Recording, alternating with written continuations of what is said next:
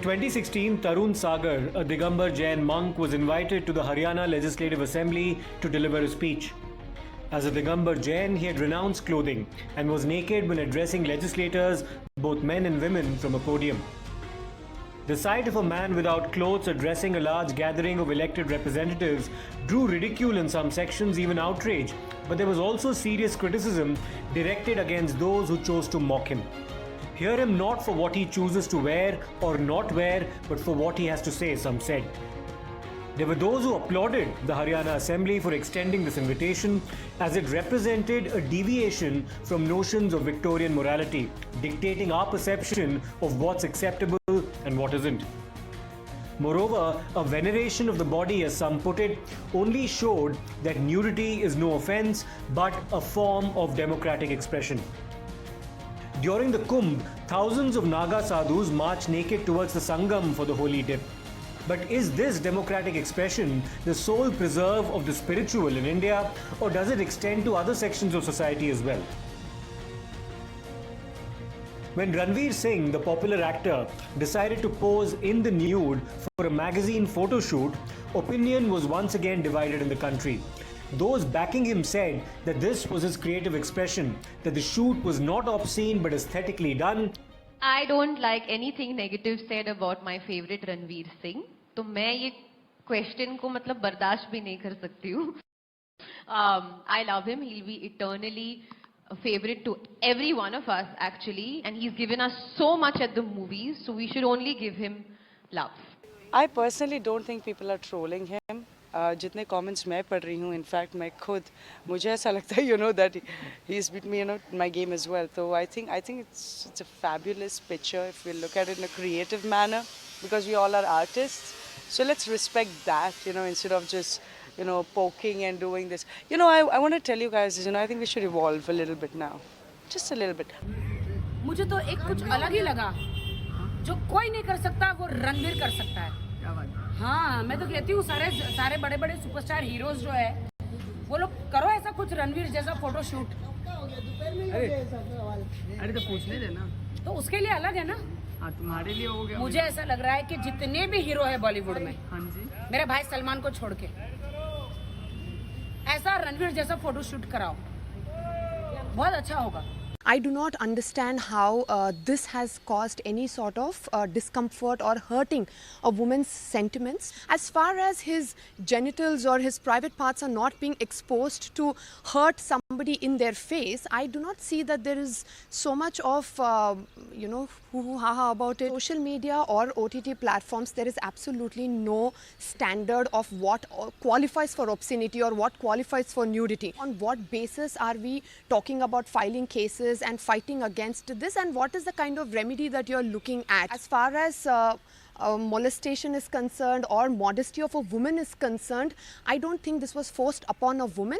It is a man who chose to do what he wishes to do, and I think as individuals we also have a choice to not view it or to completely ignore it. While the critics ranged from those who said this was nothing but an attempt at cheap publicity to the even more outraged lot who went to the extent of filing an FIR against him and demanding his arrest. आज Mumbai police ने section 292, section 293 of IPC और 67B of IT act के तहत रणवीर सिंह पर मुकदमा दर्ज किया है और आगे की कार्रवाई शुरू की है. रणवीर सिंह ने जिस तरह से अपने ट्विटर हैंडल पर, अपने इंस्टाग्राम पर उनके न्यूड फोटोग्राफ पोस्ट किए थे, कला के नाम पर जिस तरह से वो नग्नता को समाज के सामने प्रस्तुत कर रहे थे, और चूंकि उनकी फिल्में बच्चों में ज्यादा उनकी फिल्मों का क्रेज है, बच्चों के हाथ में आज एजुकेशन के लिए मोबाइल हर बच्चे के हाथ में है, इसके कारण इसका बच्चों पर और हमारे समाज पर बहुत बुरा प्रभाव पड़ता. इसलिए इसका विरोध करने के लिए हमने FIR की थी. मैं मुंबई पुलिस को धन्यवाद देता हूं कि उन्होंने इस पर त्वरित कार्रवाई करते हुए आज FIR रजिस्टर की है और आने वाले समय में रणवीर सिंह की गिरफ्तारी की जाएगी. रणवीर सिंह के जितने भी ये न्यूड फोटो आए हैं, ये शायद सनातन धर्म के बिल्कुल विपरीत फोटो हैं और समाज शायद इनको एक्सेप्ट नहीं करेगा, क्योंकि ये फोटो जो हैं हम ही नहीं देख रहे, बच्चे बड़े सब देख रहे हैं. आजकल इंटरनेट का ज़माना है, तो महिलाएं भी देख रही हैं, लड़कियां भी देख रही हैं और इस पर सरकार को तुरंत एक्शन लेना चाहिए। समाज में ये चीज़ें गंदगी फैला रही हैं और इसलिए इस पर फौरन लगाम लगनी चाहिए, इसको सजा होनी चाहिए, जैसे कि आगे आने वाला कोई भी हीरो, एक्टर या कोई भी हो इस तरीके के फोटो ना डाले और जिससे बच्चों पर गलत असर ना पड़े। Ranveer Singh has been booked under Section 292 of the IPC, which reads that a book, pamphlet, writing, drawing, painting, representation, figure or any other object shall be deemed to be obscene if it is lascivious or appeals to the prurient interest. The exceptions to this include religious idols or if it's been justified for public viewing in the interest of science, art, literature or learning. Ranveer has also been booked under Section 293, which pertains to the sale and distribution of obscene material to the young. Section 509 relates to outraging the modesty of a woman, so Ranveer faces this charge too, as does he under Section 67A of the Information Technology Act concerning transmitting material containing sexually explicit acts in electronic form.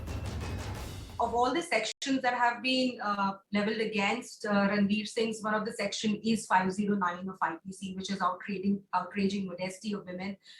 Well, this section basically calls for any act which is word, gesture, or act which tends to outrage the modesty of a woman is a criminal offense. But here I do not know what word did Ranveer speak, what gesture did he do, or what act of his was really outraging the modesty of any woman, leave apart Vedika Chaubey, who is the advocate who has filed this section.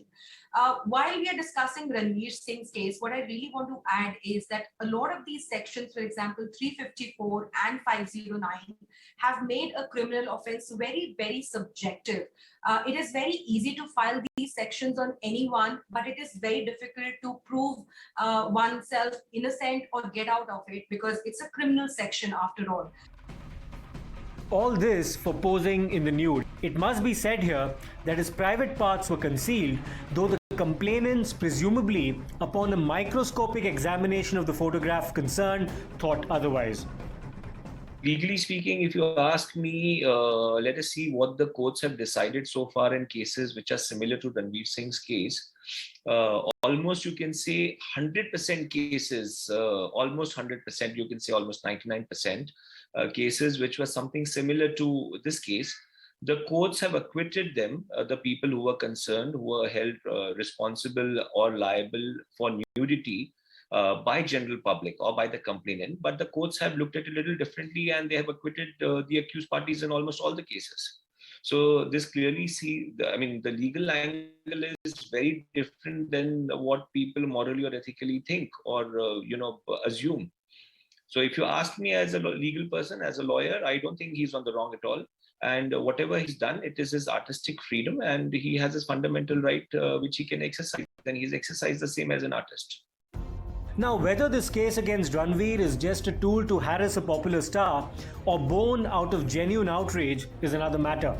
But we are a nation of hurt sentiments across issues. Supermodels Madhu and Milan Soman had posed for an ad shoot in 1995 with only a snake concealing their bare bodies. The matter went to court because somebody's understanding of modesty and morality was violated, and it dragged on for 14 years before both were acquitted. Soman has been at the receiving end of another case booked by the Goa police after he had posted a picture of himself running naked on a beach on his 55th birthday. Had all of these cases, bogus cases applied on celebrities, because a lot of people who try to lap on the celebrity name to actually gain publicity, and whether it was a case against Pooja Bhatt or whether it was a case against Mallika Sherawat or Shilpa Shetty or other such cases. In the case of Pooja Bhatt, which was filed on her for her movie Rogue, eventually the Bombay High Court called the case as a publicity stunt. But what happens to people who actually misuse these provisions for vested interest? The higher courts in India have by and large taken a liberal view on nudity as artistic expression. In the Ajay Goswami versus Union of India case in 2006, the Supreme Court cited American precedents and held that nudity per se is not obscenity. SAMARESH BOSE versus AMAL MITRA in 1985 was another case where a book that was alleged to be obscene by the complainant landed the author in a legal suit. Though it is pertinent to note what the Supreme Court said when quashing the case, saying, and I quote, "A vulgar writing is not necessarily obscene. Vulgarity arouses a feeling of disgust and revulsion and also boredom, but does not have the effect of depraving, debasing, and corrupting the morals of any reader of the novel. Whereas obscenity has a tendency to deprave and corrupt those whose minds are open to such immoral influences." Stop quote.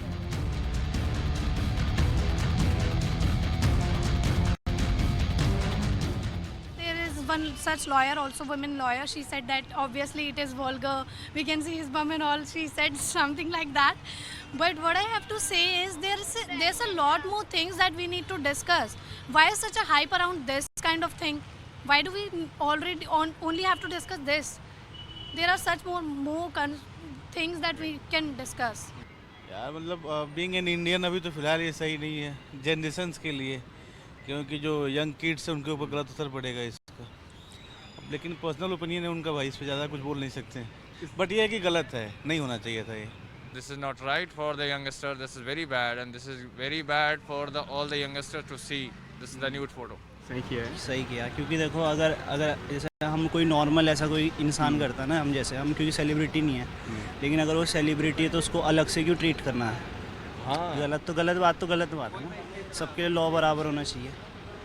हम करेंगे इस चीज़ में तो हमारी तो ये सब में तो धज्जियाँ उड़ जाएंगी एक तरीके से। भाई अगर ये दिक्कत है तुमको कि भाई कपड़े नहीं है तो कपड़े ले लो, लेकिन इस तरह की चीज़ें ना करें। ये क्या मैसेज दे रहे हैं ये? भाई आज की जनरेशन को क्या मैसेज दे रहे हैं कि आप इस तरह से घूमिए?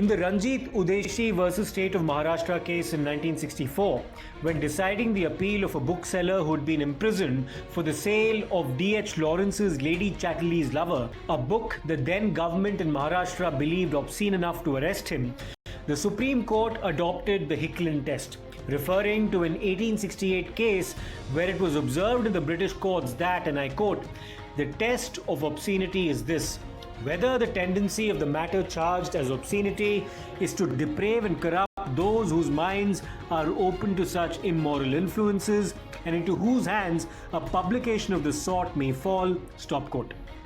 While the bookseller was acquitted, questions have been raised as to whether the Hicklin test really is consistent with and relevant to our times. In AVEEK Sarkar versus State of West Bengal case in 2014, over the publication of a photograph of tennis star Boris Becker in the nude with his fiancée in a German magazine, the Supreme Court discarded the Hicklin test and adopted what it called the Community Standards Test. It said, and I quote, "A picture of a nude or a semi-nude woman as such cannot per se be called obscene unless it has the tendency to arouse feeling or revealing an overt sexual desire. The picture should be suggestive of a depraved mind and designed to excite sexual passions in persons who are likely to see it, which will depend on the particular posture and the background in which the nude or the semi-nude woman is depicted. Only those sex-related materials which have a tendency of exciting lustful thoughts can be held to be obscene, but the obscenity has to be judged from the point of view of an average person by applying contemporary community standards." Stop quote.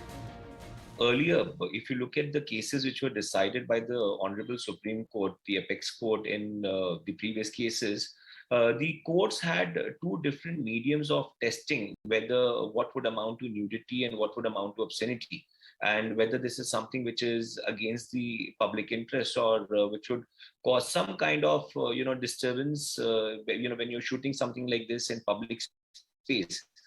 But the test that the courts used to apply earlier, the earlier test that they were normally using was the British test that was called the Hicklin test.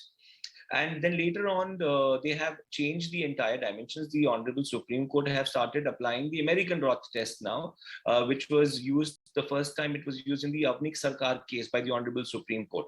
So if you look at the test that they apply, the Honorable Supreme Courts, what they see is whether this kind of nudity or this kind of obscenity or anything that has been alleged against the artist or against the person who's being shown representing basically shown in that particular photograph or in that audio visual clip, whether that would amount to something which will squarely fall under the definition of obscenity and nudity. The judges have held no. The judges have held no, it would not fall unless and until it was not an artistic expression and it was done something out of context. And if the artist is not doing as a part of his profession and as a part of something that he is doing in discharge of his duties as an artist, which has to be read in juxtaposition in conjunction with his artistic freedom, that is his constitutional right of expression, then to a certain extent it may amount. But again, it may only and only amount to nudity and obscenity, which would attract provisions of Indian Penal Code, only if it was done with an agenda in mind, to basically circulate something which would fairly and squarely fall under the definition of those IPC sections that have been applied. In the United States, which it would be fair to say has less restrictive laws on free speech than many other countries, obscenity is not protected under the First Amendment, which secures one's right to free speech. What constitutes obscenity, or does not, has to be subjected to the Miller's test that was evolved in 1973, and this appears to be quite in line with what even our Supreme Court in 2014 laid out. The Miller's test emphasizes the impact of the concerned material on the average person by applying contemporary community standards. That sexual acts or excretory functions should not be described or projected in a patently offensive way, and whether the material concerned lacks any literary, artistic, political, or scientific value. But here's a fundamental issue. It would be wrong to say that a celebration of aesthetic nudity is inconsistent with Indian cultural mores. The carvings and depictions of the Sun Temple in Konark or the sculptures in Khajuraho are often cited as examples. Moreover, it is not a case among even many liberal observers that obscenity should not qualify as a crime. Children are among the most vulnerable to sexual exploitation, and tragically, this remains rampant. So one sees a rationale for a law. Children are the future of the country. We always need to be very, very concerned about what they're consuming, what kind of impact it is having on them. I am an aunt of a 7-year-old girl, and I know that she picks up things from the television that she watches or the internet she consumes. I'm concerned about what my niece is consuming and if that's an appropriate content or not an appropriate content. But the right way to deal with that is, of course, the kind of various kind of parameters that we have on a specific content, whether that is appropriate viewing of a child or not. But let's accept this. It's not easy to censor everything. I think what's really needed is parental guidance, and I really would have appreciated if the society was as concerned as it is about children getting impacted by what they're seeing on the media, as much as it was what they get impacted with what's happening inside our own homes, because they are their first learning center. But what the Ranveer Singh controversy appears to have done is suggest that not much has changed in our country between 1995, when Milind Soman and Madhu Sapre were slapped with the case, and 2022. Is that really the situation? Have contemporary community standards to cite the Supreme Court over what constitutes obscenity really evolved with time?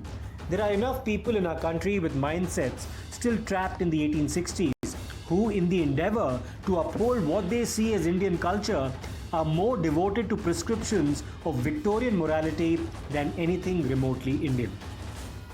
Let's understand one thing first. A lot of these sections, criminal sections, are a part of an Indian Penal Code, which we are following since 1860. The IPC came in 1860. An act that came years ago, there were so many sections and there were so many things that were not acceptable in the society then, which is not exactly the the way we have the society today. A lot of things have changed. The society has progressed. The way people think, moralities have a very distinct definition today. So we are stuck with a code which was passed in 1860. So it's not just the Obscenity Act, but a lot of other IPC provisions that really need overhaul. Now, whether it is watering down the provision or whether it is complete removal of the provision, I would leave it on the lawmakers who are the best authority to actually have a judgment on it. What I really need to stress upon today through this case is criminal provisions should not be applied at the whims and fancies of people who are using criminal sections just to get some cheap publicity.